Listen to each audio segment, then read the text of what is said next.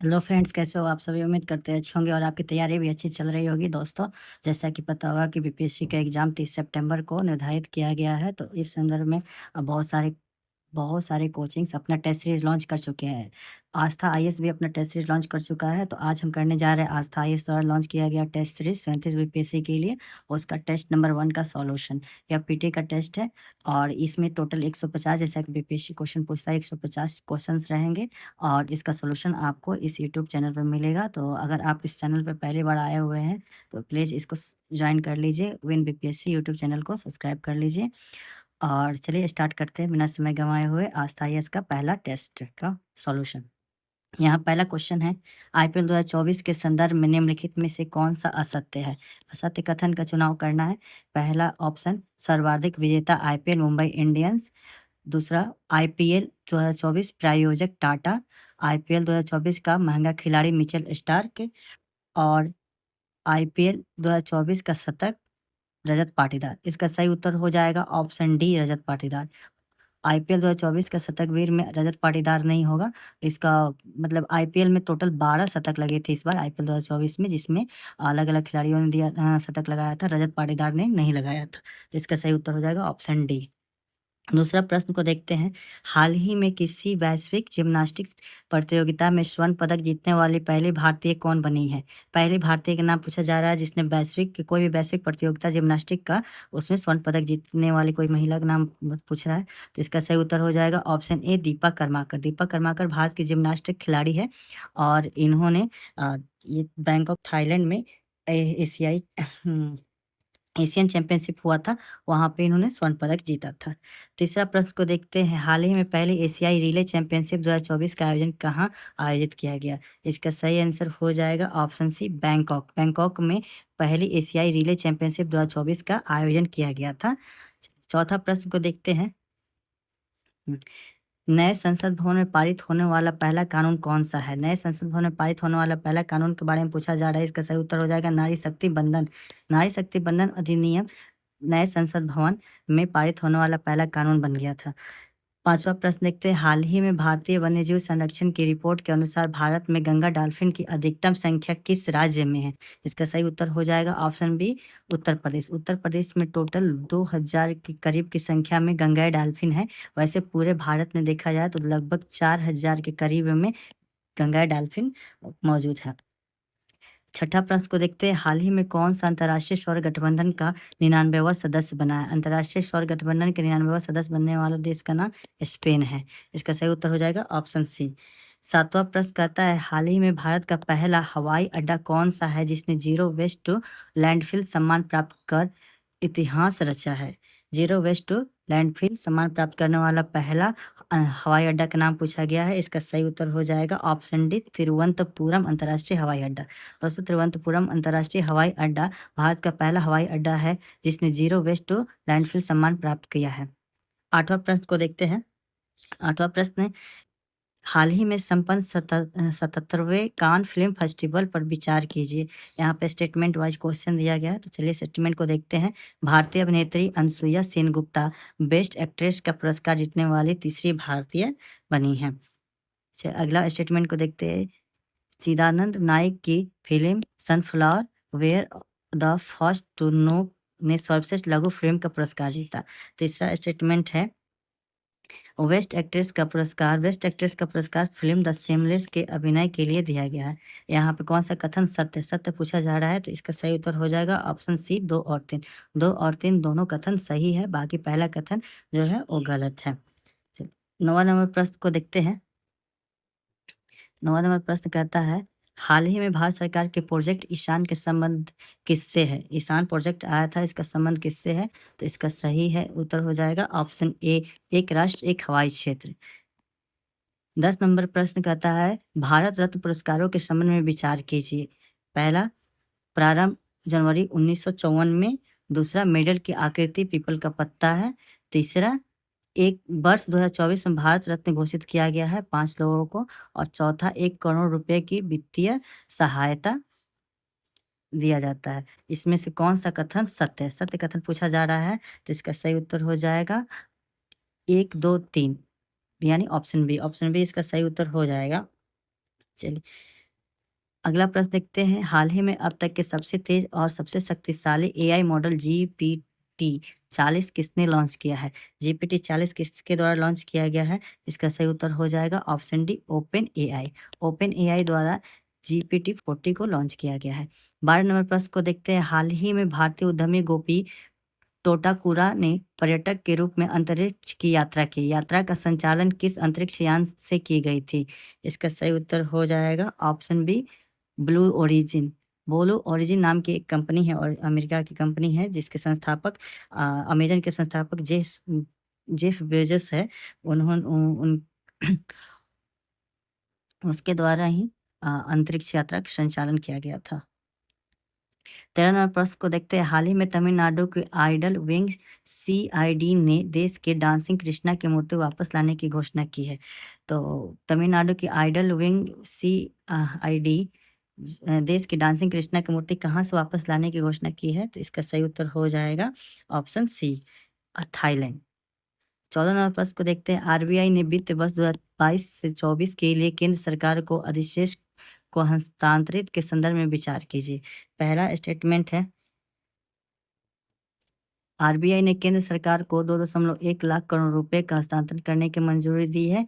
दूसरा स्टेटमेंट है, आकस्मिक जोखिम बफर को 6.5% से बढ़ाने का फैसला किया गया है। तीसरा, विमल जालान समिति ने आकस्मिक बफर जोखिम को 5.5 से 6.5 तक बनाए रखने की सिफारिश की। उपयुक्त में से कौन सा कथन सत्य है? सत्य कथन की पहचान करना है। इसका सही उत्तर हो जाएगा उपयुक्त में से सभी। उपयुक्त सभी स्टेटमेंट है, ये सारे के सारे स्टेटमेंट सही है। 15 नंबर प्रश्न को देखते हैं। 15 नंबर प्रश्न कहता है, विभिन्न खेलों के आयोजन के बारे में सही सुमेलित नहीं है, यानी कौन सा गलत सुमेलित दिया गया है, उसका मिलान कर उसके आंसर बनाना है। तो पहला, ओलंपिक 2024 पेरिस में होगा, बिल्कुल सही है। T20 बिल्कुल सही है। T20 क्रिकेट विश्व कप ऑस्ट्रेलिया में, ये ऑस्ट्रेलिया में नहीं, अभी वर्तमान में ये यूएसए यूएसए और कैरेबियन यानी वेस्ट इंडीज में खेला जा रहा है। तो इसका सही उत्तर हो जाएगा ऑप्शन बी। अगला है, फीफा विश्व कप 2026 यूएसए में होगा, ये भी सही है। एशियाई खेल 2026 का आयोजन जापान करेगा, ये भी सही है। चलिए, अगला 16 नंबर प्रश्न को देखते हैं। 16 नंबर प्रश्न कहता है, हाल ही में आपराधिक न्याय प्रणाली प्रशासन में भारत का प्रगतिशील पथ सम्मेलन कहाँ आयोजित किया गया था? इसका सही उत्तर हो जाएगा ऑप्शन बी, गुवाहाटी। 17 नंबर प्रश्न, हाल ही में केंद्र सरकार ने तंबाकू नियंत्रण के लिए किसे ब्रांड एम्बेसडर नियुक्त किया है? इसका सही उत्तर हो जाएगा पीवी सिंधु। पीवी सिंधु को केंद्र सरकार ने तंबाकू नियंत्रण के लिए अपना ब्रांड एम्बेसडर नियुक्त किया है।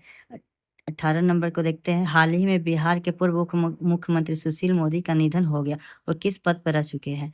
तो इसका सही उत्तर हो जाएगा ऑप्शन डी, उपयुक्त में से सभी, यानी वो विधायक भी रहे थे, एमएलसी भी रहे थे, लोकसभा सांसद भी रहे थे और राज्यसभा सांसद के रूप में भी उनका चयन किया गया था।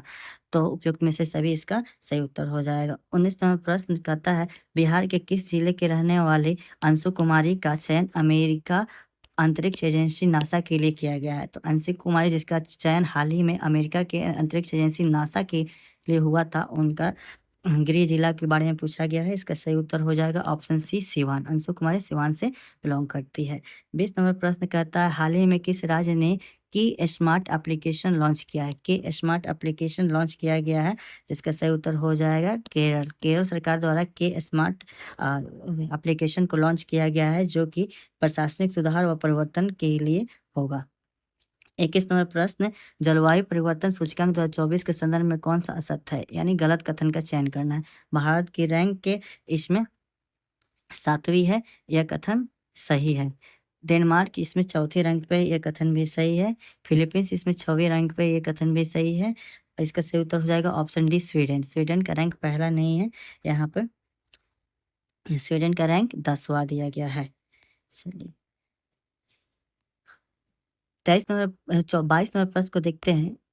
नदी डॉल्फिन के संरक्षण के वैश्विक घोषणा में कौन सा देश शामिल नहीं है? नदी डॉल्फिन के संरक्षण के वैश्विक घोषणा में कौन सा देश शामिल नहीं है, उसका चयन करना है। इसका सही उत्तर हो जाएगा ऑप्शन सी, चीन। चाइना इसमें शामिल नहीं है, बाकी भारत, बांग्लादेश और नेपाल तीनों को शामिल किया गया है। 23 नंबर प्रश्न कहता है कि हाल ही में WHO ने AI आधारित कौन सी डिजिटल स्वास्थ्य प्रवर्तक का अनावरण किया है? इसका सही उत्तर हो जाएगा ऑप्शन डी सारा। WHO ने सारा नाम का AI लॉन्च किया है जो कि डिजिटल स्वास्थ्य प्रवर्तक होगा। 24 नंबर प्रश्न कहता है कि कथन और कारण का के रूप में प्रश्न को दिया गया है। विश्व शांति सूचकांक institute for economics and peace द्वारा जारी किया जाता है। यानी विश्व शांति सूचकांक जो होता है institute for economic and peace द्वारा जारी किया जाता है। कारण दिया जाए, यूरोप विश्व का सर्वाधिक शांतिमय क्षेत्र तथा मध्य पूर्व और उत्तरी अफ्रीका सर्वाधिक अशांत क्षेत्र घोषित किया गया है। तो इसका सही उत्तर हो जाएगा ऑप्शन बी। कथन ए और कारण आर दोनों सही है और आर यानी रीजंस जो होता है वो एक की सही व्याख्या नहीं है। बिल्कुल सही है दोस्तों, ये जो कथन है अपने आप में सही है और कारण भी सही है, लेकिन इसका सही व्याख्या ये नहीं कर रहा है, इसलिए इसका उत्तर हो जाएगा ऑप्शन बी। दोनों इंडिविजुअल सही है लेकिन दोनों में कोई रिलेशन नहीं है। आगे बढ़ते हैं, 25 नंबर प्रश्न पे आते हैं दोस्तों। 25 नंबर प्रश्न है 23वां शंघाई सहयोग संगठन यानी SCO शिखर सम्मेलन पर विचार करना है। पहला है भारत की अध्यक्षता में वर्चुअल प्रारूप में आयोजित हुआ तथा आगामी 2024 में कजाकिस्तान में आयोजित होगा। यह कथन सही है। इस सम्मेलन में ईरान को 9वां सदस्य बनाया गया। यह कथन भी सही है। तुर्कमेनिस्तान अतिथि देश तथा ईरान, बेलारूस व मंगोलिया को राष्ट्राध्यक्ष के रूप में भाग लिया। यह कथन भी सही है। उपयुक्त में से कौन सा कथन असत्य है? यानी तीनों कथन जब सही है तो असत्य कथन पूछा जा रहा है, तो इसका सही उत्तर हो जाएगा ऑप्शन डी, उपयुक्त में से कोई नहीं। 26 नंबर प्रश्न में मिलान करना है। जया वर्मा सिन्हा रेलवे बोर्ड की पहली महिला अध्यक्ष बनाई गई है, तो इसका 1 का 3 हो जाएगा। चलिए अगला है मनोज नाथ टेल्स फ्रॉम रिपब्लिक के लेखक है। मनोज नाथ टेल्स फ्रॉम बनाना रिपब्लिक के लेखक है। अगला है श्रेथा थाविसिन, थाईलैंड के प्रधानमंत्री के रूप में शपथ लिया है। डॉक्टर मोहम्मद मईजू, यह मालदीव के राष्ट्रपति है। तो इसका मिलान करते हैं, 1 का 3, 1 का 3, 1 का 3 और बी का 1 हो जाएगा, तो बी का 1 हो जाएगा, यानी ऑप्शन सी इसका सही उत्तर हो जाएगा। 27 नंबर प्रश्न कहता है कि रूस, ईरान और चीन के संयुक्त नौसैनिक युद्ध अभ्यास किस नाम से ओमान की खाड़ी और अरब सागर में मार्च 2024 में संपन्न हुआ?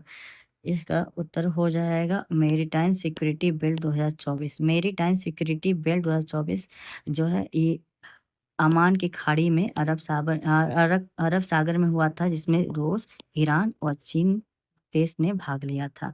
28 नंबर प्रश्न कहता है वर्ल्ड एथलेटिक्स पुरस्कार 2023 के संदर्भ में सुशोभित करना है। इसका चलिए मिलान देख लेते हैं। पहला अंतर्राष्ट्रीय फेयर प्ले पुरस्कार ये मिला है लेटेंसिमवेट ग्रिले, इसका 1 का 4 हो जाएगा। दूसरा हो जाएगा प्रेसिडेंट पुरस्कार मिला है एबॉट वर्ल्ड मैराथन मेजर्स को, यानी बी का 3 हो जाएगा। फोटोग्राफर ऑफ द ईयर पुरस्कार यह दिया गया है मैटिया ओजवाट को, यानी सी का 2 हो जाएगा। और पुरुष track athlete of the year पुरस्कार नो लाइजल्स को मिला है। तो देखिए मिलान करते हैं, 1 का 4, 1 का 4, 2 का 3 हो जाएगा और 3 का 2 हो जाएगा, 4 का 1 हो जाएगा, यानी ऑप्शन ए इसका सही उत्तर हो जाएगा। 29 नंबर क्वेश्चन को देखते हैं। निम्न कथन पर विचार कीजिए। संयुक्त राष्ट्र का 28वां जलवायु परिवर्तन सम्मेलन दुबई, संयुक्त अरब अमीरात में हुआ। यह कथन सही है। दूसरा स्टेटमेंट है इस सम्मेलन में भारत ने ग्रीन क्रेडिट पहल की शुरुआत की। यह कथन भी सही है। तीसरा कथन है आगामी COP29 का वर्ष 2024 में जापान में आयोजित किया जाएगा। यह कथन गलत है। जापान में नहीं बल्कि अजरबैजान में इसका आयोजन किया जाएगा। इस प्रकार हम देखते हैं कथन 1 और 2 दोनों सही है, लेकिन कथन 3 गलत है। इस प्रकार इसका उत्तर हो जाएगा ऑप्शन बी, केवल 1 और 2। आगे बढ़ते हैं दोस्तों, 30 नंबर प्रश्न पे आते हैं। 30 नंबर प्रश्न कहता है केंद्रीय स्वास्थ्य मंत्री ने बिहार के किस जिले में FSSAI की खाद्य प्रयोगशाला का उद्घाटन किया है? खाद्य प्रयोगशाला का उद्घाटन पूर्वी चंपारण में किया गया। पूर्वी चंपारण में भी कहाँ किया गया है? तो रक्सौल नाम का एक जगह है, वहाँ पे किया गया है। यह नेपाल से बिल्कुल सटा हुआ जगह है, तो इसके आप लोग याद रखेंगे। आगे बढ़ते हैं 13 यहाँ से हिस्ट्री का प्रश्न स्टार्ट हो जाता है हमारा। करंट अफेयर्स जो था नेशनल और Bihar, national international plus Bihar current affairs का समाप्त हो गया है, पूरा कर चुके हैं। आगे अब हिस्ट्री के प्रश्न यहाँ से आएंगे 31 से। तो 31 देखते हैं। प्राचीन स्रोत के संदर्भ में कौन सा कथन सत्य है? सत्य कथन की पहचान करना है। साहित्यिक स्रोत की तुलना में पुरातात्विक स्रोत अधिक प्रामाणिक होते हैं। दोस्तों यही कथन सत्य है, क्योंकि साहित्यिक स्रोत जो लिखा हुआ रहता है, कभी कभी अतिशयोक्ति में बड़ी बड़ी बातें बढ़ा चढ़ा के इतिहासकारों द्वारा, तत्कालीन इतिहासकारों द्वारा लिख दिया जाता है। लेकिन जो पुरातात्विक स्रोत, जैसे कि जब जमीन की खुदाई किया जाता है, तो वहाँ से जो साक्ष्य मिलते हैं वो ज़्यादा प्रामाणिक होते हैं। तो इस प्रकार से देखते हैं कि पहला कथन हमारा सही मिल गया है।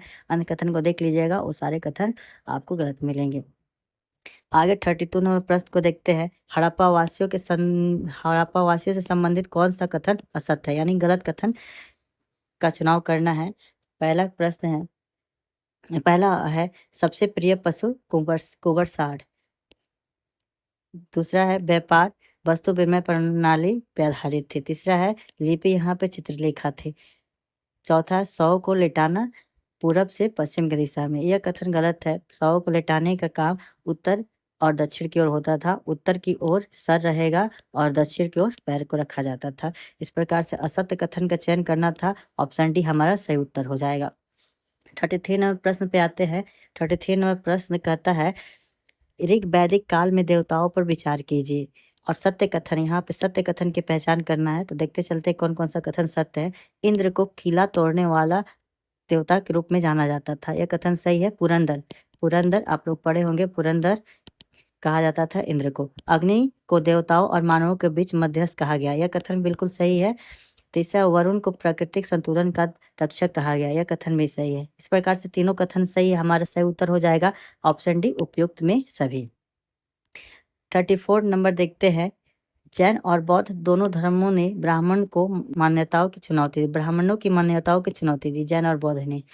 यह कथन हमारा सही है। ब्राह्मण वर्चस्व जा रही चुनौती से नए धार्मिक संप्रदायों को उद्भव तथा पूर्वोत्तर भारत में नई कृषि मूलक अर्थव्यवस्था का विस्तार हुआ, यह कथन भी सही है।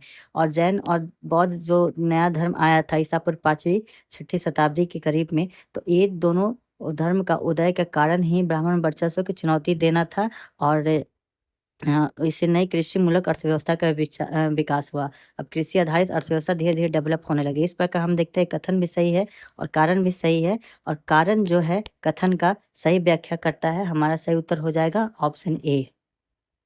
35 नंबर प्रश्न को देखते हैं। महावीर की निर्माण पावापुरी में हुआ, यह बिहार के वर्तमान में कौन से जिले में स्थित है? ये पावापुरी जगह के बारे में पूछा गया है। इसका सही उत्तर हो जाएगा ऑप्शन बी नालंदा। नालंदा के पावापुरी जगह पे महावीर स्वामी का निधन हुआ था, वहाँ पे निर्माण की प्राप्ति हुई थी।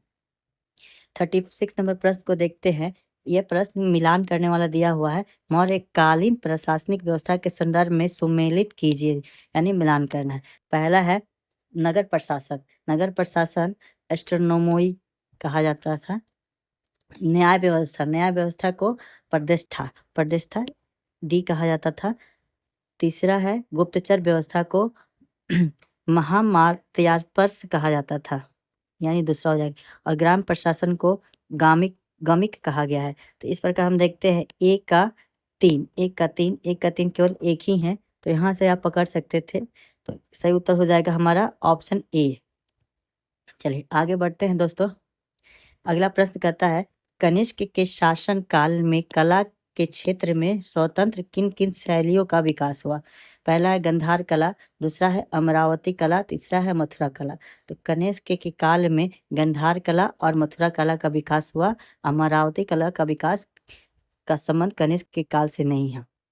इस प्रकार हम देखते हैं कि हमारा उत्तर केवल 1 और 3 यानी ए ऑप्शन सही हो जाएगा। 38 नंबर देखते हैं। फिरोज शाह तुगलक द्वारा नहरों के संबंध में किए गए कार्यों पर विचार कीजिए। फिरोज शाह तुगलक के बारे में पूछा गया है प्रश्न। चलिए देखते हैं क्या है। फिरोज शाह तुगलक द्वारा बनाए गए नहरों में, अच्छा यहाँ पे देख लेते सेलेक्ट सही करना है या गलत करना है। यहाँ पे कथन असत्य पूछा गया है, तो असत्य कथन को हम देखेंगे। फिरोज शाह तुगलक द्वारा बनाए गए नहरों के वर्णन तारीख के मुबारक शाही में वर्णित है। बिल्कुल सही है, तारीख के मुबारक शाही में इसका वर्णन किया गया है। चलिए, दूसरा है उसके द्वारा बनवाई गई नहरों में उलूखानी और रजवाही नहरें महत्वपूर्ण हैं। यह कथन भी सही है। फिरोज शाह तुगलक ने 7 नहरों का निर्माण किया। यह कथन गलत है। फिरोज शाह तुगलक ने 7 नहीं बल्कि कुल 5 नहर प्रणालियों का विकास किया था। तो इस प्रकार हम देखते हैं कि अ, असत्य कथन कौन सा है, तो केवल 3 असत्य है, बाकी दोनों 1 और 2 दोनों सही उत्तर सही हो जाएगा। हमारा आंसर हो जाएगा ऑप्शन सी। 39 नंबर प्रश्न को देखते हैं। निम्नलिखित को सुमेलित कीजिए। विदेशी यात्री को शासक से मिलान करना है, यानी यहाँ एक विदेशी यात्री में अब्दुल रज़ाक का नाम दिया गया है, तो अब्दुल रज़ाक देवराय द्वितीय के समय आया था, यानी 1 का 4। ऑप्शन में देखते हैं बी और सी हमारा एलिमिनेट हो चुका है। इब्न बतूता के बारे में दोस्तों आप लोग को पता होगा, मोहम्मद बिन तुगलक के समय यह भारत आया था, तो दूसरा का 2 हो जाएगा। सारे के सारे ऑप्शन में 2 दिया हुआ है। चलिए, सिंधी अली रईस अकबर के समय आया था, ये तीसरा का 1 हो जाएगा, यानी हमारा ऑप्शन डी सही हो जा रहा है। चौथा विलियम फिंच, ये जहांगीर के समय आया था। तो इस प्रकार से हम देखते हैं ऑप्शन डी हमारा सही उत्तर हो जाएगा। 40 नंबर प्रश्न को देखते हैं। मनसबदारी और जागीरदारी व्यवस्था के बीच में अंतर पर विचार करें। मनसब केवल मुगल साम्राज्य की सैन्य जरूरतों को पूरा करने के लिए जिम्मेदार थे, जबकि जागीरदार सौंपे गए क्षेत्र की वित्तीय व्यवस्था के रख रखाव के लिए जिम्मेदार थे। 40 नंबर प्रश्न है और ये कथन सही है। दूसरा है, मनसबदारी प्रणाली जागीरदारी प्रणाली का एक अभिन्न अंग था जो अकबर के अधीन विकसित हुए थे। यह कथन गलत है। यहाँ पे सही उत्तर हो जाएगा केवल ऑप्शन ए। 41 नंबर प्रश्न को देखते हैं। निम्नलिखित को सम्मिलित कीजिए। किताबुल यामिनी को किसने लिखा था? यह हो जाएगा उत्तरी द्वारा लिखा गया किताबुल यामिनी। दूसरा है अब्दुल रजाक अभी हम लोगों ने देखा, यह देवराय द्वितीय के समय आए थे, यानी इसका दूसरा का 1 हो जाएगा। तीसरा नंबर में है अरबों का सिंध विजय। यह चचनामा में इसका वर्णन मिलता है। मध्यकाल में यात्रियों का राजकुमार किसे कहा गया है? ये मार्को पोलो को कहा गया है। इस प्रकार हम देखते हैं 1 का 4 केवल एक ही ऑप्शन में सी में दिखाई दे रहा है, ये हमारा सही उत्तर हो जाएगा। निम्नलिखित में दिए गए लोधी वंश के शासकों का सही क्रम क्या है? तो देखते हैं, पहले में है बहलोल लोधी, दूसरा में सिकंदर लोधी, तीसरा में इब्राहिम लोधी। तो इसका सही उत्तर हो जाएगा सबसे पहले बहलोल लोधी, दूसरे नंबर में सिकंदर लोधी, तीसरे में इब्राहिम लोधी। 1 2 3 हमारा सही क्रम हो जाएगा। आगे बढ़ते हैं दोस्तों। 43 नंबर प्रश्न कहता है, अष्टछाप के प्रवर्तक किसे माना जाता है?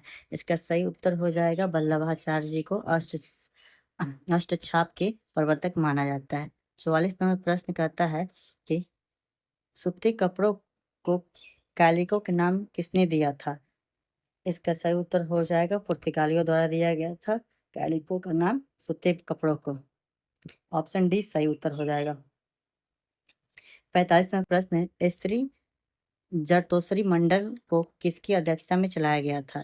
स्त्री जरतोसरी मंडल को किसकी अध्यक्षता में चलाया गया था? इसका सही उत्तर हो जाएगा सरनेमाई एम खुर्शीद द्वारा चलाया गया था। 46 नंबर प्रश्न को देखते हैं। खुदाई खिदमत नगर स्वयं सेवी संगठन की स्थापना किसके द्वारा किया गया था? इसका है बादशाह खान के द्वारा इसका गठन किया गया था। इनका अब्दुल गफ्फार खान के नाम से भी जाना जाता है बादशाह खान जी को। 47 नंबर प्रश्न कहता है, इनमें से कौन सा क्रम सत्य सुमेलित नहीं है? यानी कौन सा कथन गलत दिया गया है? इसका सही उत्तर हो जाएगा सैफुद्दौला 1760 से 1770 तक।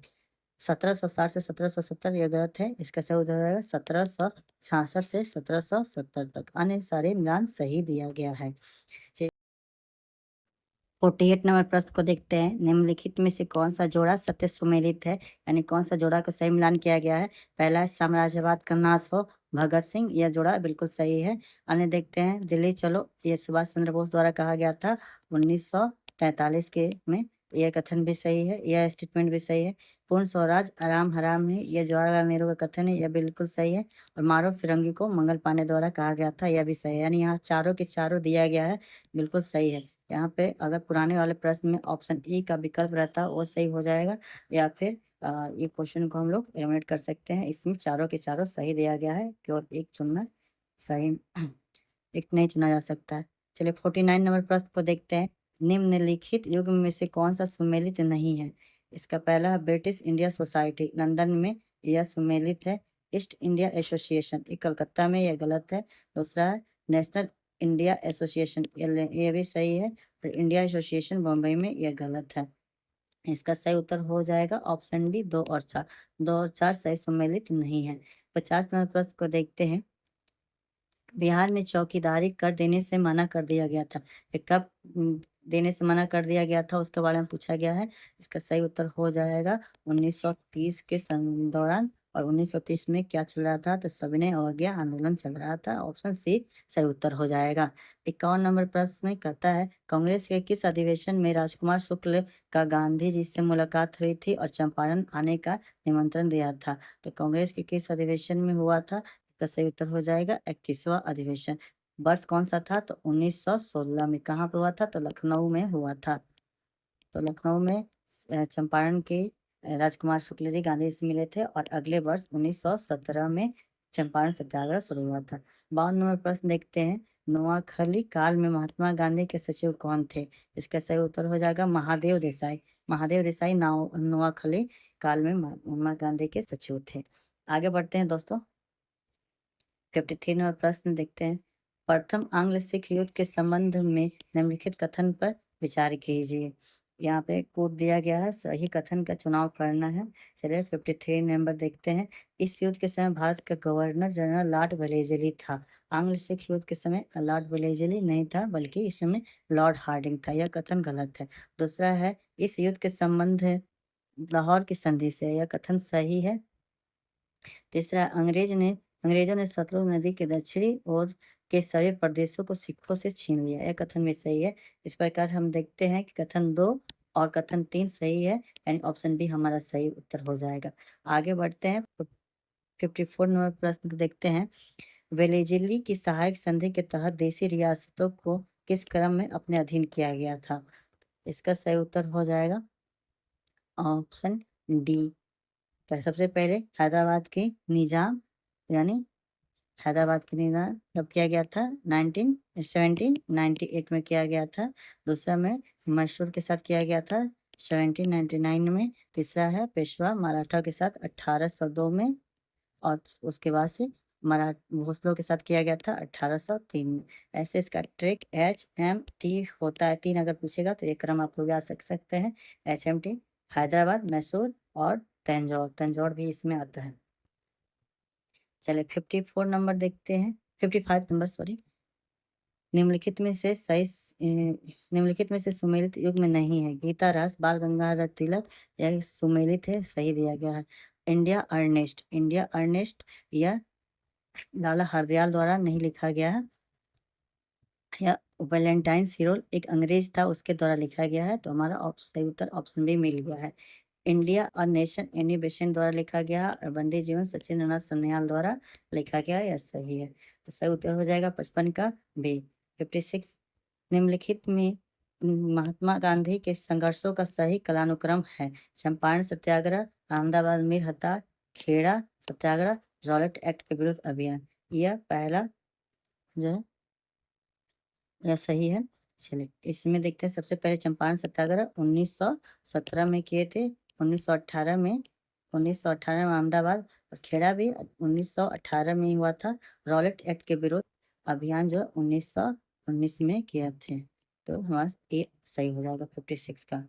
चलिए 57 नंबर देखते हैं। निम्नलिखित में से कौन सा सुमेलित नहीं है? 57 नंबर प्रश्न का था अनुशीलन समिति। अनुशीलन समिति बंगाल में हुआ था, यह सही है। गदर पार्टी या सैन फ्रांसिस्को USA में इसकी स्थापना किया गया था, सही है। India home rule society, India home rule society की स्थापना इंग्लैंड में किया गया था, यह सही है। आजाद हिंद फौज, इसका गठन भारत में नहीं हुआ था, बल्कि इसका गठन जापान में किया गया था। चलिए डी इसका सही उत्तर हो जाएगा 57 का। आगे बढ़ते हैं दोस्तों। निम्नलिखित में से सुमेलित युग में नहीं है। घटनाएं दिए गए हैं और वर्ष दिया गया है। नेहरू रिपोर्ट, नेहरू रिपोर्ट कब आया था इसको देखें तो नेहरू रिपोर्ट 1928 में आया था। तो यह हमारा पहला ही गलत हो जा रहा है, तो ये हमारा आंसर हो जाएगा ऑप्शन ए। दूसरा आगे बढ़ते हैं। गांधी इरविन समझौता 19 मार्च 1931 में, यह सही है। नौसेना का विद्रोह फरवरी 1946 में आज़ादी से पहले हुई थी, जस्ट यह भी सही है। अगस्त प्रस्ताव 1940 से, यह भी सही है। यानी हमारा सही उत्तर हो जाएगा नेहरू रिपोर्ट रिपोर्ट अगस्त 1927 नहीं बल्कि 1928 में आया था। चलिए आगे बढ़ते हैं। 59 नंबर प्रश्न को देखते हैं। निम्नलिखित कोटों से घटनाओं का सही कालानुक्रमिक ज्ञात करें। पहला है बीजी तिलक का निधन, बीजी तिलक का निधन। दूसरा है रॉलेट विधेयक को एक अधिनियम के रूप में पारित करवाना। तीसरा है जालियांवाला बाग हत्याकांड। चौथा भारतीय राष्ट्रीय कांग्रेस का अमृतसर अधिवेशन 1919। ये सब जो भी दिया हुआ है ये 1919 और 1920 की घटनाओं को दिया गया है। तो चलिए देखते हैं। बीजी तिलक का निधन 1 अगस्त 1920 को हुआ था, तो ये तो 1920 में चला जाएगा। सबसे पहले देखते हैं कि रॉलेट एक्ट सबसे पहला हो जाएगा। यहाँ पर रॉलेट एक्ट विधेयक एक अधिनियम के रूप में पारित किया गया था, यह घटना सबसे पहले हुई थी। उसके बाद से जालियांवाला बाग हत्याकांड हुआ, इसी से संबंधित था जालियांवाला बाग हत्याकांड। फिर तीसरा हुआ दिसंबर के महीने में अमृतसर अधिवेशन 1919। यानी हमारा सही क्रम क्या हो जाएगा, 2 3 फिर 4 उसके बाद से 1। 2 3 4 1 हमारा ऑप्शन ए सही है, सही उत्तर हो जाएगा ऑप्शन ए। 60 नंबर प्रश्न देखते हैं। 2030 तक भारत द्वारा नवीकरणीय ऊर्जा से विद्युत उत्पादन का लक्ष्य है। चलिए ये प्रश्न थोड़ा सा अलग आ गया है। इसका सही उत्तर हो जाएगा 175 गीगावाट। 175 गीगावाट 2030 तक भारत द्वारा नवीकरणीय ऊर्जा से विद्युत उत्पादन का लक्ष्य रखा गया। ऑप्शन सी सही हो जाएगा। 61 नंबर प्रश्न को देखते हैं दोस्तों। निम्नलिखित में से किसे निर्जीव और सजीव के बीच की कड़ी कहा जाता है। 61 नंबर प्रश्न, यहाँ से साइंस के प्रश्न स्टार्ट हो जाता है। तो चलिए इसका सही उत्तर हो जाएगा सब सेलुलर को कहा जाता है सजीव और निर्जीव के बीच की कड़ी, सब सेलुलर। चलिए आगे 62 नंबर प्रश्न देखते हैं। निम्नलिखित में से किस प्रकार की बीमारियों में एंटीबायोटिक दवाओं का प्रभाव नहीं पड़ता। तो इसका सही उत्तर हो जाएगा वायरस जनित रोग। वायरस जनित रोग में एंटीबायोटिक दवाइयों का प्रभाव नहीं पड़ता। ते आगे बढ़ते हैं। 63 नंबर प्रश्न को देखते हैं। 63 करता है पुरुषों में 23वें जोड़ा गुणसूत्र होता है, तो पुरुषों में कौन सा होता है, एक्स और वाई। ऑप्शन बी इसका सही उत्तर हो जाएगा। बहुत आसान, बहुत ही आसान प्रश्न है। चलिए 64 नंबर प्रश्न को देखते हैं। निम्नलिखित में से कौन सा जोड़ा सत्य सुमेलित नहीं है, यानी गलत कौन सा दिया गया है। विटामिन B1 थायमिन, यह सही मिलान दिया गया है। विटामिन B3 नियासिन, यह भी सही है। विटामिन B12 साइनोकोलामिन, यह भी सही है। विटामिन डी एस्कॉर्बिक एसिड, यह मिलान गलत है। एस्कॉर्बिक एसिड विटामिन सी होता है। चलो आगे बढ़ते हैं। 65 नंबर प्रश्न को देखते हैं कि इनमें से किस विटामिन को हार्मोन भी कहा जाता है। तो हार्मोन कौन सा विटामिन को कहा जाता है, सही उत्तर हो जाएगा option D B, vitamin D को कहा जाता है।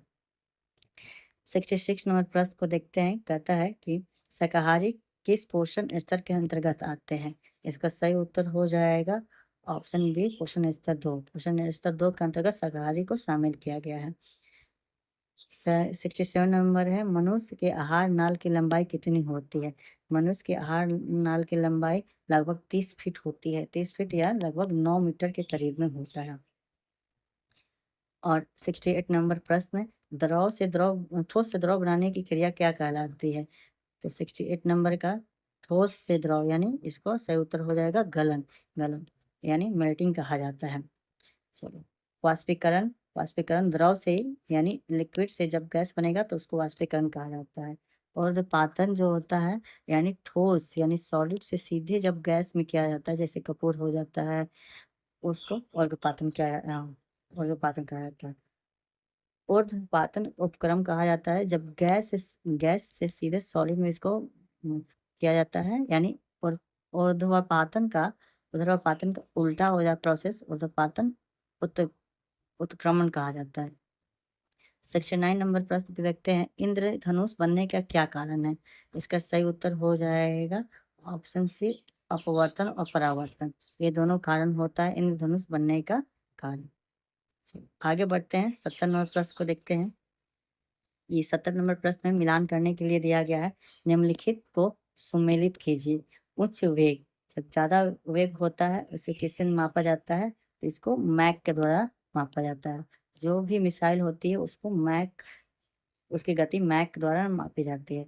तरंग दैर्घ्य को एंगस्ट्रम द्वारा मापा जाता है। दाब पास्कल द्वारा और ऊर्जा जूल के द्वारा मापा जाता है। यानी 1, 2, 3 और 4, सी ऑप्शन हमारा बिल्कुल सही उत्तर हो जाएगा। चलिए आगे 71 नंबर क्वेश्चन को देखते हैं। बेंजीन के लिए निम्न में से कौन सा कथन सत्य है, यानी सही कथन के बारे में पूछा गया है। तो बेंजीन बेंजीन जो होता है उसका केमिकल फार्मूला होता है C6H6 और इसका स्ट्रक्चर कुछ इस प्रकार से होता है। इसमें और इसमें सिग्मा बॉन्ड की बात करें तो सिग्मा टोटल 12 होते हैं और पाई बॉन्ड जो होते हैं वो 3 होता है। तो इसमें 6 सिग्मा और 6 पाई बंधन होते हैं, गलत है। 12 सिग्मा और 6 पाई होते हैं, ये भी गलत है। 12 सिग्मा और 3 पाई बंधन होते हैं। ऑप्शन सी इसका सही उत्तर हो जाएगा बेंजीन। बेंजीन का केमिकल फॉर्मूला याद रखिएगा, C6 और H6 होता है, C6H6। चलिए आगे बढ़ते हैं। 72 नंबर प्रश्न कहता है, निम्न में से किसे वुड स्पिरिट भी कहा जाता है। तो वुड स्पिरिट किसे कहा जाता है, इसका सही उत्तर हो जाएगा मिथिल एल्कोहल, यानी मिथेनॉल को भी कहा जाता है। मिथेनॉल का केमिकल फॉर्मूला अगर पूछा जाए तो CH3OH, मिथेनॉल, इसे वुड स्पिरिट भी कहा जाता है। चलिए आगे बढ़ते हैं। 73 नंबर है, मिलान करना है। ऑक्जेलिक अम्ल, ऑक्जेलिक अम्ल किस में होता है, इसका सही उत्तर हो जाएगा चालक नहीं, यहाँ पे एक्चुअली पालक होगा। तो ऑक्जेलिक अम्ल इसका पालक हो जाएगा। लैक्टिक अम्ल आप लोग जानते हैं, लैक्टिक अम्ल दूध या खट्टा दूध या दही में होता है। एसिटिक अम्ल जो होता है यह सिरका में पाया जाता है। और फॉर्मिक अम्ल जो होता है यह चींटी के विष में पाया जाता है। इसका सही उत्तर हो जाएगा 1 का 1, 2 का 2 और 3 का 4 और 4 का 3, यानी ऑप्शन बी 73 नंबर का सही उत्तर हो जाएगा। आगे बढ़ते हैं। 74 नंबर देखते हैं। खारे पानी को शुद्ध पानी में परिवर्तित करने की प्रक्रिया को कहते हैं। खारे पानी को शुद्ध पानी में परिवर्तित करने की प्रक्रिया को उत्क्रम प्राशन, यानी रिवर्स ऑस्मोसिस कहा जाता है। RO जिसे हम लोग कहते हैं शॉर्ट में, उत्क्रम प्रासरण। चलिए आगे 75 नंबर प्रश्न को देखते हैं। भारी पानी वह होता है, भारी पानी के बारे में पूछा गया है, तो इसका सही उत्तर हो जाएगा जिसमें हाइड्रोजन का स्थान पर आइसोटोप ले लेता है। यानी जो नॉर्मल वाटर होता है उसका फॉर्मूला होता है H2O। अगर D2O कर देते हैं तो ये भारी पानी का केमिकल फॉर्मूला हो जाता है। और D जो है यहाँ पे ड्यूटेरियम, वो हाइड्रोजन का आइसोटोप होता है। तो इसका सही उत्तर हो जाएगा ऑप्शन बी, हाइड्रोजन के स्थान पर आइसोटोप हो जाता है। चलिए 76 नंबर प्रश्न को देखते हैं। पीतल के बर्तन को कुलाई करते समय गर्म बर्तन की सफाई के लिए प्रयोग किए जाने वाला अमोनिया क्लोराइड चूर्ण से निकलने वाला धुआं कौन सा होता है, इसका सही उत्तर हो जाएगा अमोनिया एवं हाइड्रोक्लोरिक अम्ल का मिक्सचर होता है। ऑप्शन डी इसका सही हो जाएगा 76 का। चलिए आगे बढ़ते हैं। 77 नंबर प्रश्न को देखते हैं। 77 करता है, डायनेमो परिवर्तित करता है। हम लोग जानते हैं कि जब मैकेनिकल एनर्जी को डायनेमो में दिया जाता है तो यहाँ से हम लोग को क्या मिलता है, इलेक्ट्रिक एनर्जी। तो मैकेनिकल एनर्जी यानी कि यांत्रिक ऊर्जा को विद्युत ऊर्जा में परिवर्तित करने के लिए डायनेमो किया जाता है। अगर इसको इलेक्ट्रिक एनर्जी को मैकेनिकल एनर्जी में परिवर्तित करना हो उसके लिए हम लोग क्या करते हैं, मोटर मोटर जो होता है उसमें इलेक्ट्रिसिटी दिया जाता है तो वो मैकेनिकल एनर्जी यानी यांत्रिक ऊर्जा देता है। तो हमारा सही उत्तर हो जाएगा यहाँ पे ऑप्शन सी, यांत्रिक ऊर्जा को विद्युत ऊर्जा में परिवर्तित करता है डायनेमो। 78 प्रश्न को देखते हैं। पॉलीमरेज चेन रिएक्शन का प्रयोग किया जाता है, इसका सही उत्तर हो जाएगा डीएनए प्रबंधन तकनीक में। पॉलीमरेज चेन रिएक्शन का प्रयोग डीएनए प्रबंधन तकनीक में पॉलीमरेज चेन रिएक्शन का प्रयोग किया जाता है। 79 देखते हैं। निम्नलिखित में से कौन सा सुमेलित नहीं, यानी गलत कथन का चयन करना। कार्बन डाइऑक्साइड एवं मीथेन यह बायोगैस में होता है, यह कथन बिल्कुल सही है। गोबर गैस जिसको बायोगैस भी कहा जाता है, वहाँ पर कार्बन डाइऑक्साइड और मीथेन होता है। तरलीकृत पेट्रोलियम गैस ब्यूटेन होता है, यह भी सही है। खाना बनाने में प्रयोग गैस मीथेन, यह भी सही है। और गोबर गैस इसे एसिटिलीन कहा जाता है, यह कथन गलत है। एसिटिलीन का प्रयोग एसिटिलीन और गोबर गैस में संबंध है। गोबर गैस यह बायोगैस भी कहा जाता है। आगे बढ़ते हैं, 80 नंबर प्रश्न को देखते हैं। निम्नलिखित में से किसमें धन विद्युत प्रभाव होता है? धन विद्युत प्रभाव यानी पॉजिटिव बाई नेचर कौन होता है? इसका सही उत्तर हो जाएगा ऑप्शन बी, अल्फा कण। अल्फा पार्टिकल जो होता है, अल्फा किरण जो होता है वो पॉजिटिव होता है, बीटा जो होता है वो नेगेटिव होता है, और गामा जो होता है न्यूट्रल होता है। एक्स किरण जो होता है, एक्स किरण जो होता है रेडियो मैग्नेटिक वेव में आता है। चलिए, 81 नंबर प्रश्न को देखते हैं। कहता है बिजली के संरक्षण तार की विशेषताएं हैं, उस जो हम लोग फ्यूज का उपयोग करते हैं उसके बारे में प्रश्न दिया गया है। तो उच्च प्रतिरोध और निम्न गलनांक, इसका सही उत्तर हो जाएगा ऑप्शन ए, उच्च प्रतिरोध और निम्न गलनांक। यानी इसका रेजिस्टेंस क्या होना चाहिए? मैक्सिमम होना चाहिए, हाई होना चाहिए, और गलनांक जो होना चाहिए यानी मेल्टिंग पॉइंट जो मेल्टिंग होनी चाहिए या निम्न होना चाहिए। तभी जब कोई भी शॉर्ट सर्किट हो तो अचानक से वो फ्यूज उड़ जाए, डिस्ट्रॉय हो जाए, और हमारा जो भी बिजली उपकरण है वह खराब होने से बच जाए। आगे आगे बढ़ते हैं दोस्तों। अगला प्रश्न 82 कहता है भू प्रॉपर्टी में प्रचुर मात्रा में पाए जाने वाले मूल तत्व एल्युमिनियम, ऑक्सीजन और सिलिकॉन, इसकी मात्रा का सही अवरोही क्रम है, यानी इंक्रीजिंग ऑर्डर में डिक्रीजिंग ऑर्डर में बताना है। सबसे अधिक मात्रा में कौन सा होगा? तो सबसे अधिक मात्रा में यहाँ पे ऑक्सीजन होता है, और फिर यहाँ पे सिलिकॉन होता है, और फिर एल्युमिनियम होता है। तो हमारा सही क्रम हो जाएगा ऑक्सीजन, सिलिकॉन और एल्युमिनियम, ऑप्शन डी। ऑक्सीजन कितना होता है? तो ऑक्सीजन का परसेंटेज याद रखिएगा, यह लगभग 46% के करीब में होता है। सिलिकॉन सिलिकॉन जो होता है लगभग 27%, और एल्युमिनियम होता है 8% के अराउंड होता है। 83 नंबर प्रश्न को देखते हैं। निम्न में से कौन पादप कोशिकाओं में पाई जाती है किंतु जंतु कोशिकाओं में नहीं पाई जाती है? तो इसका सही उत्तर हो जाएगा प्लास्टिड एवं कोशिका भित्ति। प्लास्टिड और कोशिका भित्ति जंतु कोशिकाओं में नहीं पाई जाती है, जबकि पादप कोशिकाओं में पाई जाती है। 84 नंबर प्रश्न को देखते हैं। निम्न में से किसे खरोचा जा सकता है? यह यहाँ पर हीरा, हाइड्रोफ्लोरिक अम्ल, अम्लराज और सांद्र सल्फ्यूरिक अम्ल। इसका सही उत्तर हो जाएगा 1 और 2, हाइड्रोफ्लोरिक अम्ल और हीरा। इनमें से किसी हीरा में खरोचा जा सकता है, बाकी अम्लराज और सांद्र सल्फ्यूरिक अम्ल में खरोचा नहीं जा सकता। इसका सही उत्तर हो जाएगा ऑप्शन सी, 1 और 2। 85 नंबर प्रश्न को देखते हैं। यह कहता है निम्न में से कौन सा एक अधातु है जो सामान्य तापक्रम पर तरल है? यानी यहाँ पे नॉन मेटल की बात किया जा रहा है। तो इसका सही उत्तर हो जाएगा ऑप्शन ए, ब्रोमीन। ब्रोमीन एक ऐसा नॉन मेटल है जो कि रूम टेम्परेचर पर भी लिक्विड लिक्विड में रहता है। चलिए, अगर मेटल की बात करें तो मेटल में कौन सा हो जाता है? उसका है Hg यानी पारा। 86 नंबर प्रश्न कहता है जल में लकड़ी का एक टुकड़ा तैर रहा है, यदि हम जल गर्म करें तो लकड़ी का टुकड़ा, इसका आकार पे क्या प्रभाव पड़ेगा? तो ये थोड़ा उठ जाएगा, और 86 का 20 सही हो जाएगा। आधुनिक आवर्त सारणी में तत्व किस ऑर्डर में लिखे गए हैं? आधुनिक आवर्त सारणी यानी पीरियोडिक टेबल की बात किया जा रहा है, उसमें जो भी है बढ़ते हुए एटॉमिक नंबर के क्रम में लिखा गया है। 86 का 20 सही उत्तर हो जाएगा, 87 का 20 सही हो जाएगा। 88 नंबर प्रश्न देखते हैं। परमाणु के नाभिक में होते हैं, तो परमाणु के नाभिक में इलेक्ट्रॉन जो है उसके नाभिक में प्रोटॉन प्लस न्यूट्रॉन होते हैं, जबकि इलेक्ट्रॉन जो होता है आउटर मोस्ट ऑर्बिट में चक्कर लगाते रहता है।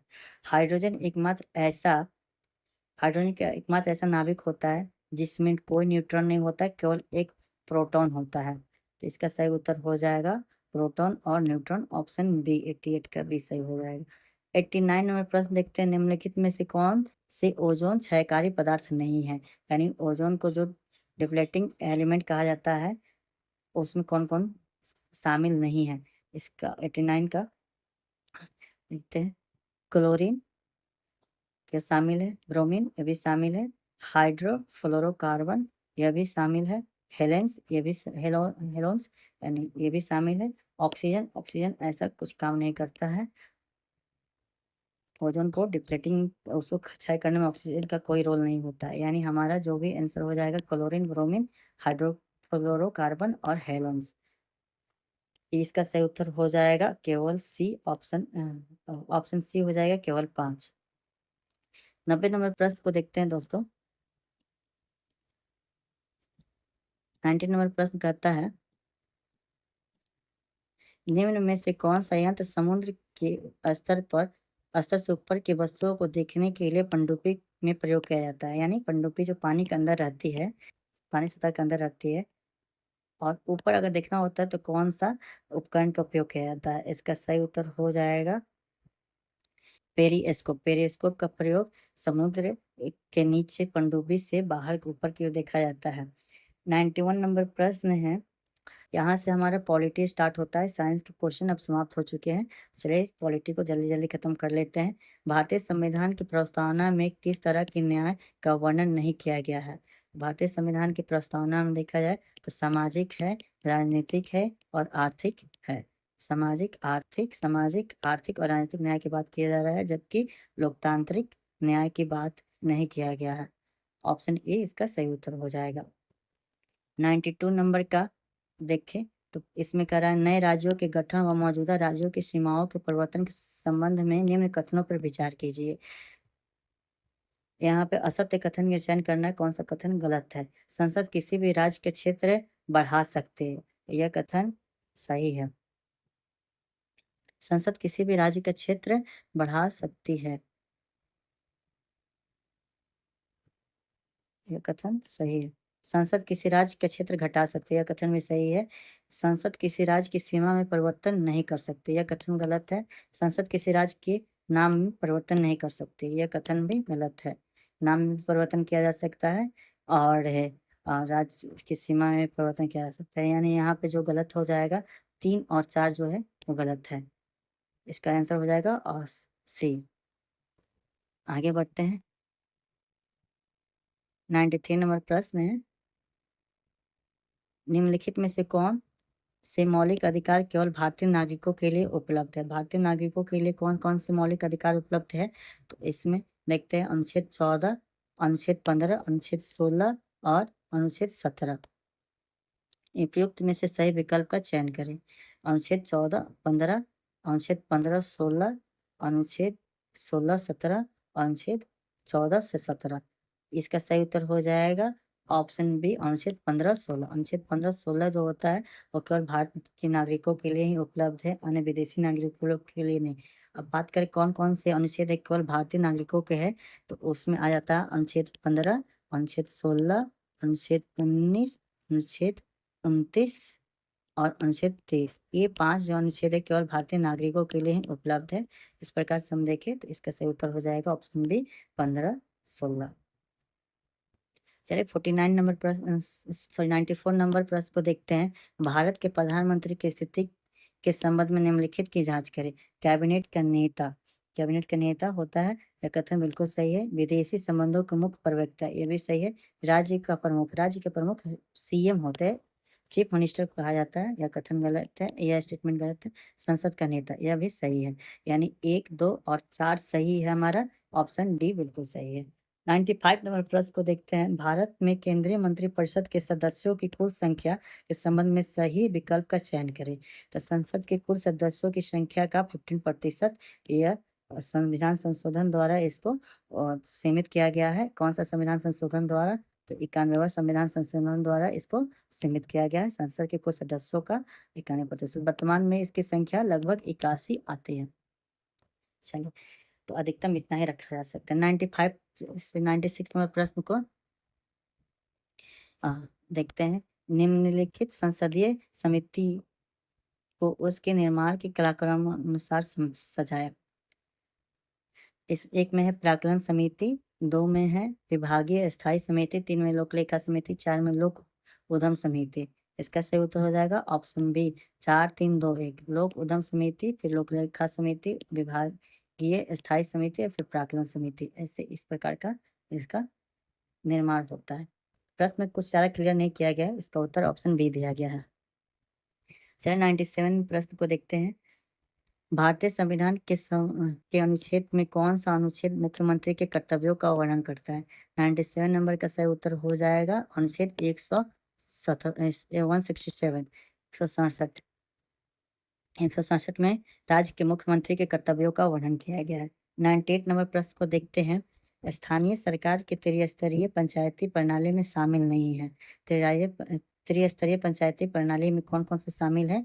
तो ग्राम ग्राम स्तर पे पंचायत होता है, ग्राम पंचायत, दूसरा हो जाता है पं प्रखंड स्तर पे पंचायत समिति और तीसरा हो जाता है जिला स्तर पर जिला परिषद। यानी 1, 3 और 4 ए, सी और डी सही है। ग्राम समिति इस प्रकार का कुछ नहीं है। बात करें स्थानीय सरकार की त्रिस्तरीय प्रणाली को किसने प्रस्तुत किया था और उसके बारे में व्याख्या किया था? तो इनका नाम था बलवंत राय मेहता। समिति की सिफारिश से लागू किया गया था। 99 नंबर देखते हैं, कहता है निम्नलिखित में से कौन सा आयोग अनुच्छेद 338 ए से संबंधित है? 338 ए से संबंधित कौन सा है? तो 338 ए से संबंधित है राष्ट्रीय अनुसूचित जनजाति आयोग, national commission for ST/SC। Option B इसका सही उत्तर हो जाएगा।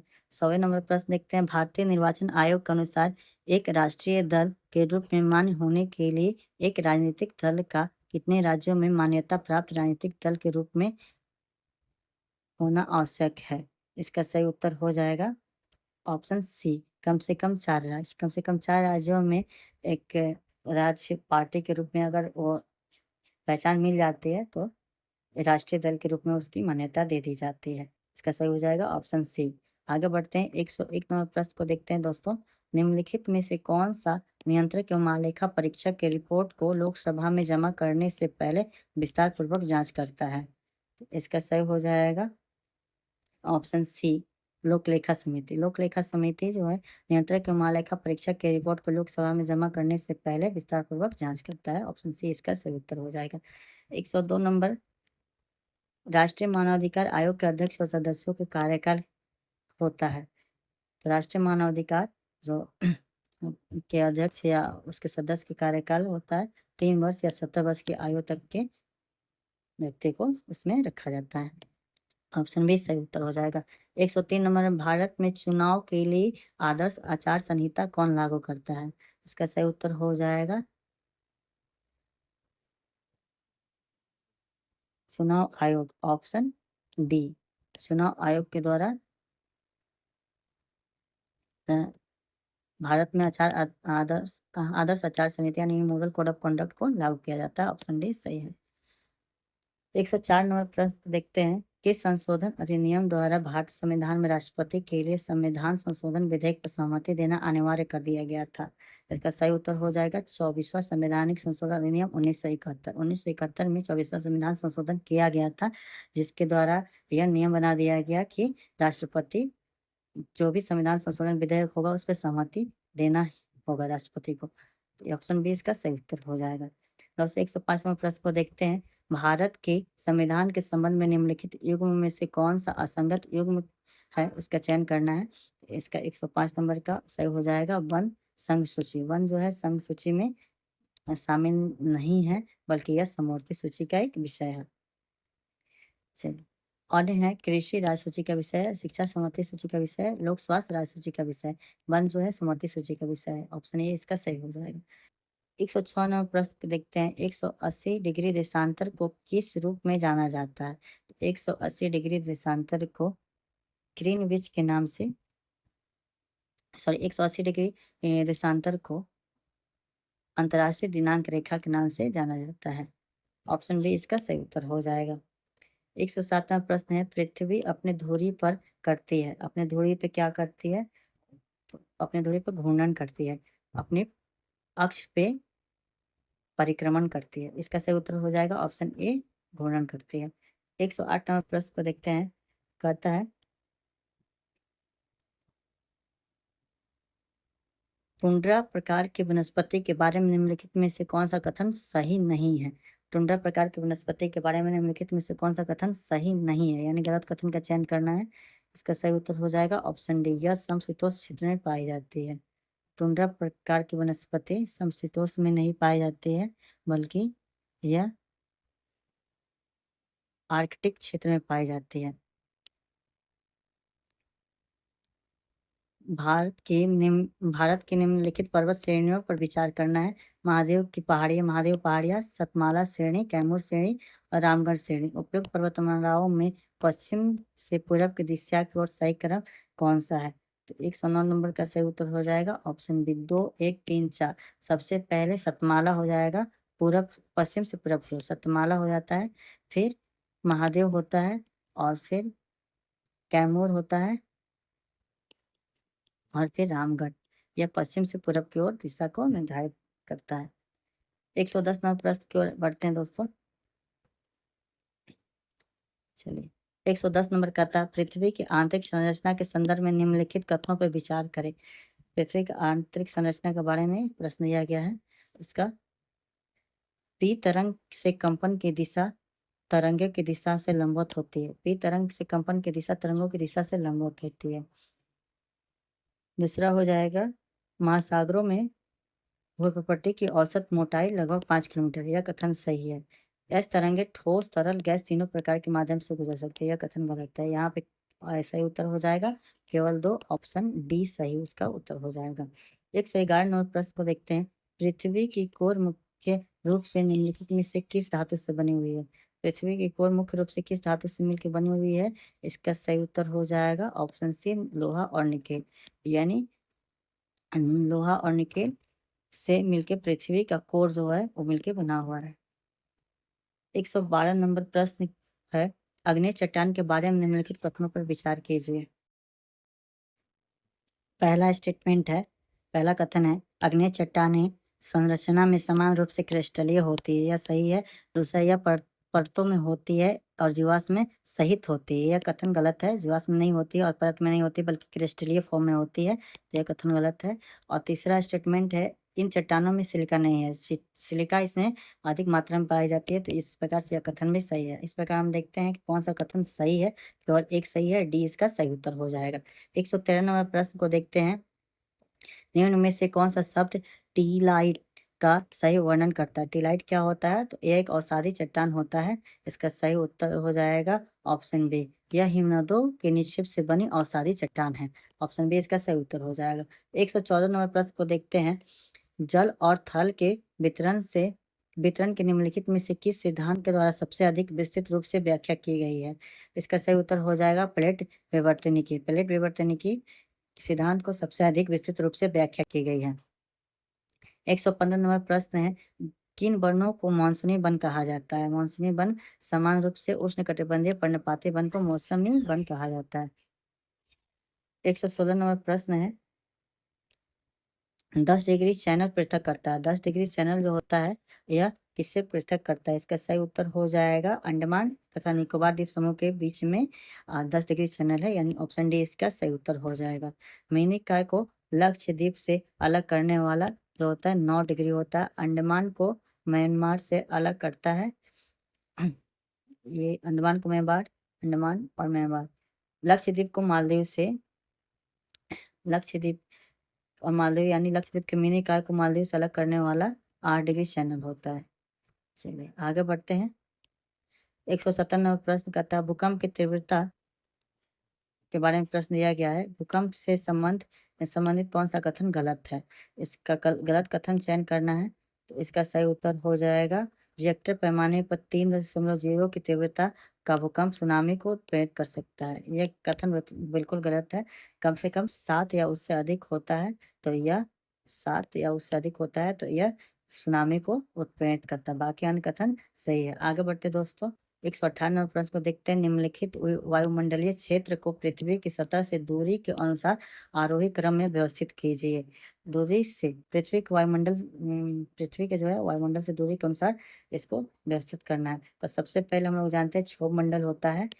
दूसरे नंबर पर हो जाता है समताप मंडल। तीसरे नंबर में हो जाता है मध्य मंडल। चौथे नंबर में आयन मंडल। पांचवें नंबर में बाह्य मंडल। इसका सही उत्तर हो जाएगा यहाँ पे इस प्रश्न के अनुसार तीसरे नंबर में हो जाएगा मध्य मंडल और सबसे लास्ट में हो जाएगा तापमंडल।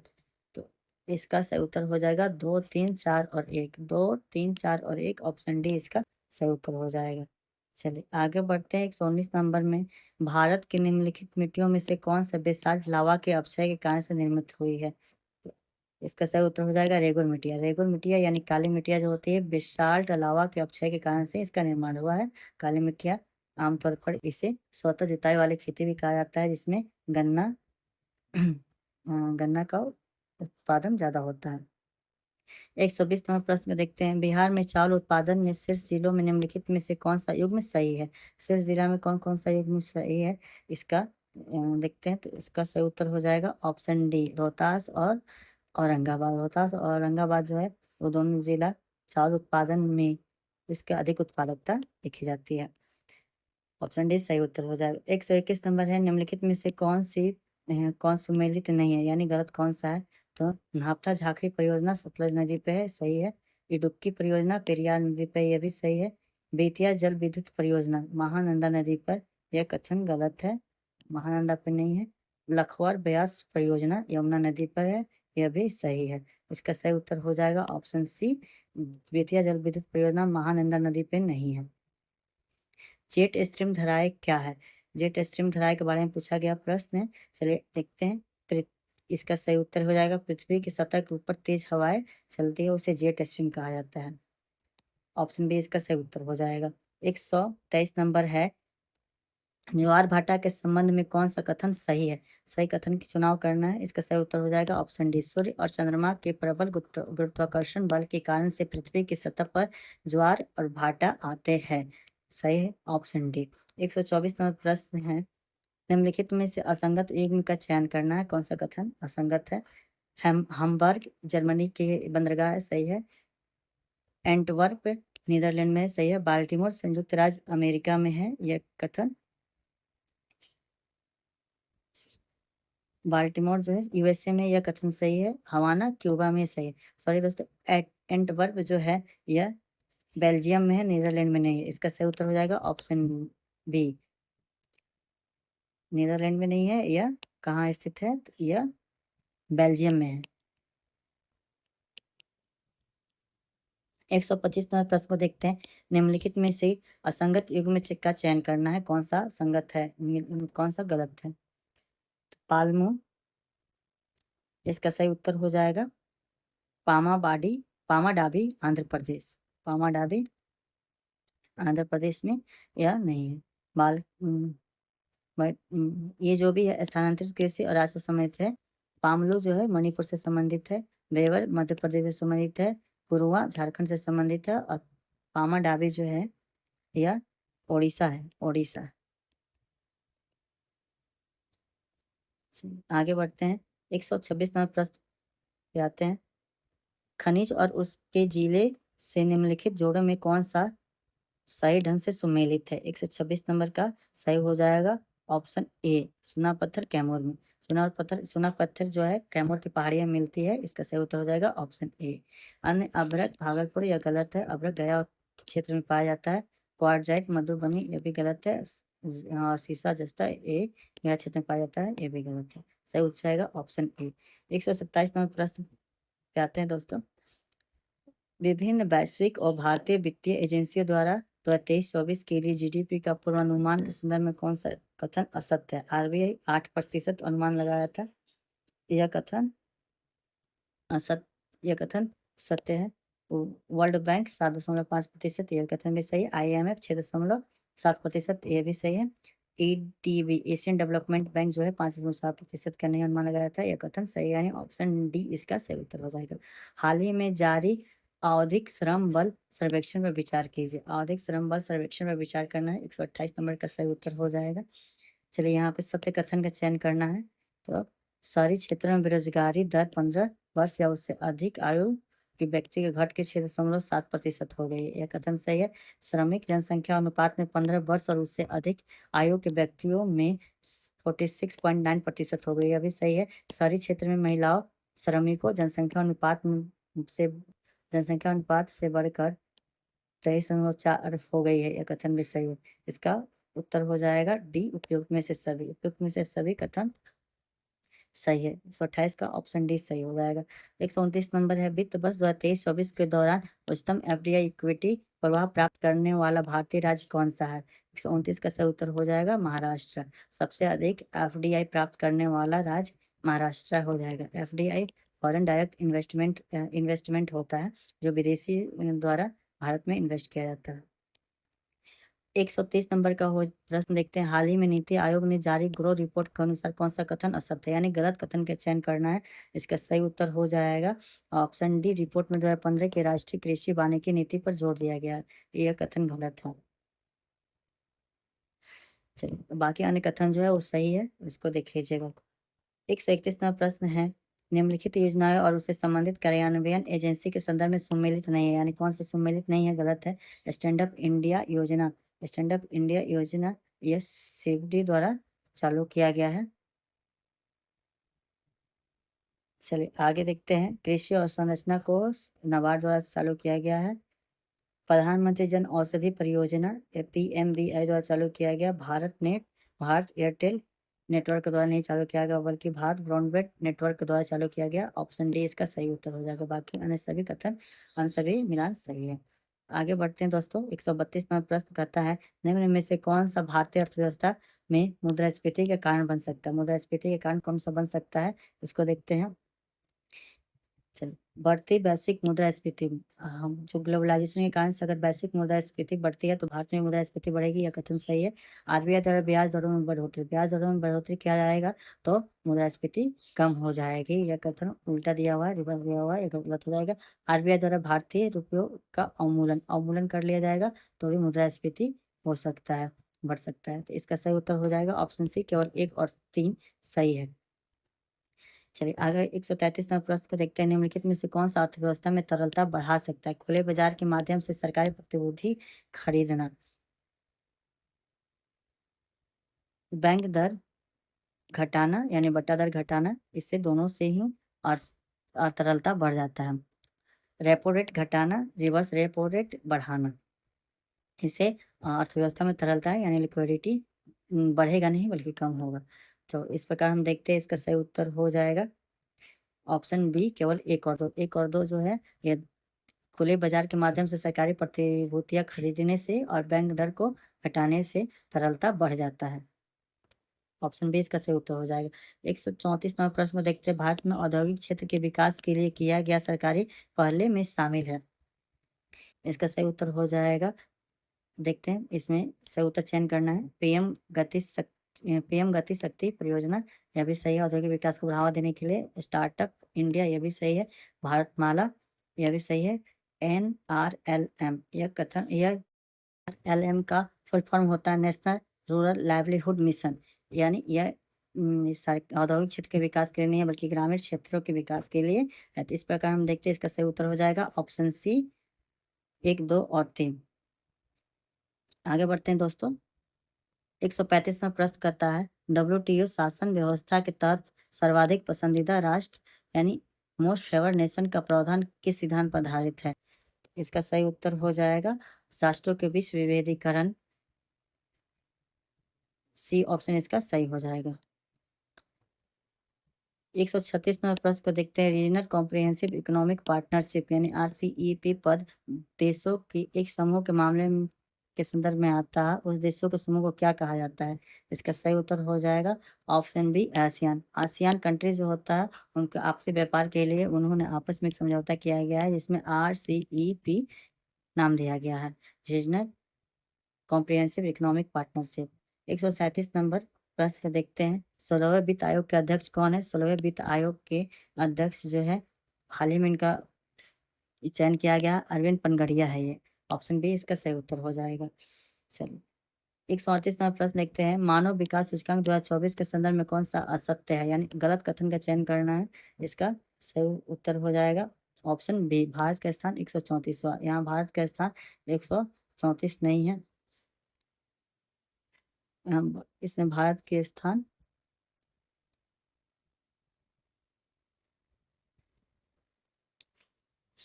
सॉरी सॉरी दोस्तों, इसके में अंतिम देश पे, अंतिम स्थान पे ये मध्य अफ्रीकी गणराज्य है। अंतिम स्थान पे अफगानिस्तान नहीं हो जाएगा, डी इसका सही उत्तर हो जाएगा। भारत के स्थान 134वां, यह कथन सही है।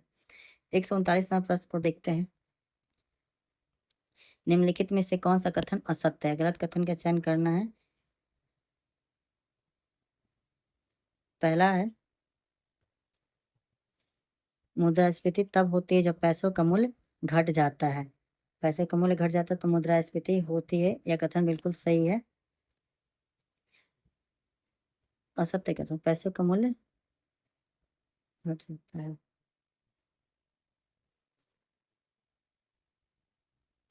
किसी अर्थव्यवस्था में धन की आपूर्ति में वृद्धि से के परिणाम समूह हमेशा मुद्रास्फीति होती है। यह भी कथन सही है।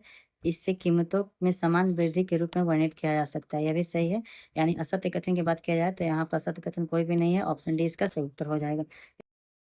114 नंबर प्रश्न को देखते हैं। वर्तमान मौद्रिक नीति को सम्मिलित नहीं है। इसका सही उत्तर हो जाएगा ऑप्शन सी, CRR 5.5% नहीं है। CRR यानी कैश रिजर्व रेशियो 5.5% नहीं है, गलत दिया गया। 41 नंबर प्रश्न को देखते हैं। यहाँ से मैथ और रीजनिंग का प्रश्न स्टार्ट हो गया है। तो आखिर के 10 प्रश्न पे आ चुके हैं। 10 से लेकर 100 तक लिखे जाने वाले सभी पूर्णांकों में आने वाले सभी अंकों का योगफल क्या होगा?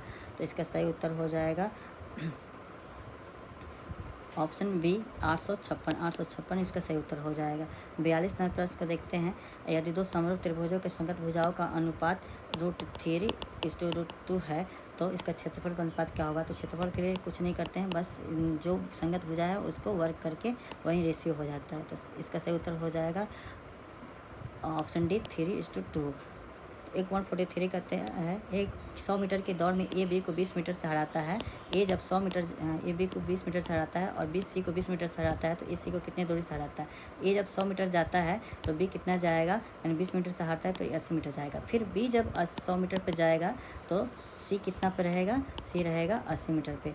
तो ये करना है कि ए जो जब 100 मीटर पे गया होगा तो उस समय सी कितना दूरी गया होगा?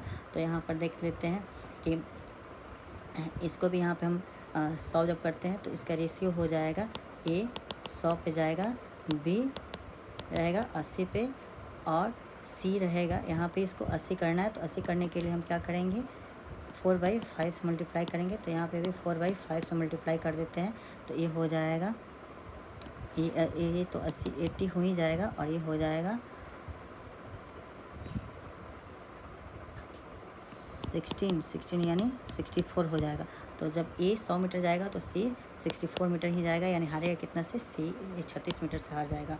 इसका सही उत्तर हो जाएगा ऑप्शन सी। चलिए आगे बढ़ते हैं। दोस्तों मैं इसका आंसर कर देता हूँ, आप लोग इसको बना लीजिएगा। चलिए 144 नंबर का सही उत्तर हो जाएगा ऑप्शन डी, उपयुक्त में से कोई नहीं।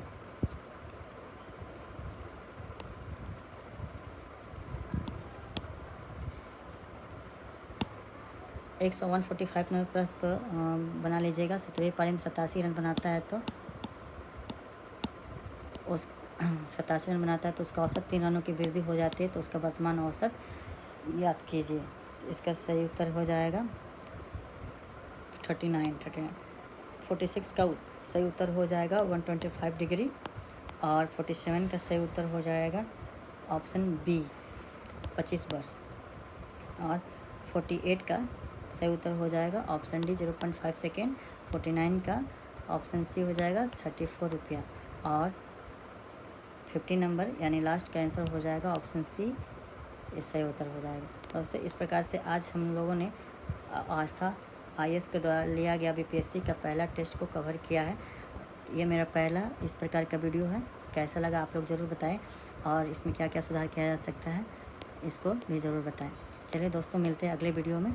बहुत लंबा वीडियो हो गया है। अगर आप पहली बार आए हैं तो